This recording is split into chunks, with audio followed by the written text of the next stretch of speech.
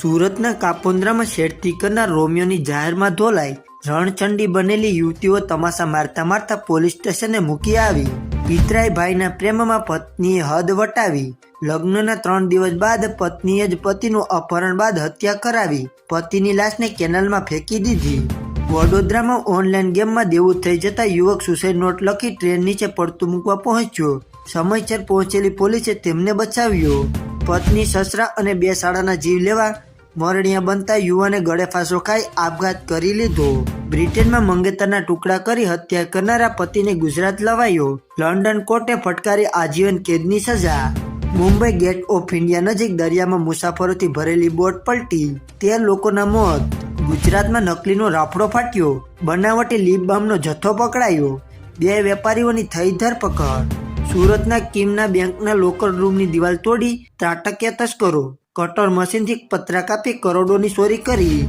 પતિ પત્ની વચ્ચે સેલ્ફીનો મામલો પહોંચ્યો છૂટાછેડા સુધી અને પછી જજે સેલ્ફી લેવડાવીને કરાવ્યું સમાધાન। બાંગ્લાદેશમાં શેખ હસીનાની પાર્ટીનો ખૂની સફાયો, 400 કર્મચારીઓની હત્યાનો દાવો। રાજકોટમાં અભ્યાસની ચિંતામાં સ્કૂલના કમ્પાઉન્ડમાં એસિડ ગટગટાવી વિદ્યાર્થીનીએ આખરે દમ તોડ્યો। ઘરમાં બેભાન થઈને ઢળી પડ્યા બાદ સવારે ઉઠી જ નહીં। તાંત્રિક નવલસિંહે પ્રેમિકા નગમાની લાશના કટર મશીન, કુલ્હાડી અને સરાથી કર્યા હતા ટુકડા। તાંત્રિકની પત્ની અને ભાણેજના 5 દિવસના રિમાન્ડ મંજૂર। ભાવનગરમાં 6 લોકોનો જીવ લેનાર ડમ્પર ચાલકની ધરપકડ, બિનકાયદેસર ખનન કરતો હતો। સાયલા હાઈવે પર 3 અકસ્માતમાં મહિલા આચાર્ય સહિત 2ના મોત, 13 મહિલા સહિત 14 ઇજાગ્રસ્ત। સુરેન્દ્રનગરમાં ભૂંડ પકડવા મામલે જૂથ અથડામણ, આરોપીઓનો વરઘડો કાઢવામાં આવ્યો। આસારામ 17 દિવસના પેરોલ પર મુક્ત, યૌન શોષણના કેસમાં આજીવન કેદની સજા થઈ હતી। તાલાળાના રિસોર્ટમાંથી રાજકોટ જેતપુરના જુગારીઓ ઝડપાયા।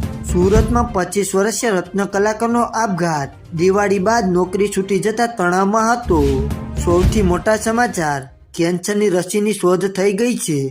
રશિયાના સ્વાસ્થ્ય મંત્રાલયે કહ્યું કે આ કેન્સર સામેની રસી છે જે 2025ની શરૂઆતમાં લોન્ચ કરવામાં આવશે। ભાવનગરમાં લોકોમાં ભય ફેલાવે તેવી પોસ્ટ અપલોડ કરનાર યુવાનને પોલીસે ઝડપી લીધો। તો મિત્રો, આવા જ બીજા સમાચાર જોવા માટે અત્યારે જ અમારા વિડીયોને લાઇક કરી અને ચેનલને સબસ્ક્રાઇબ કરી દેજો।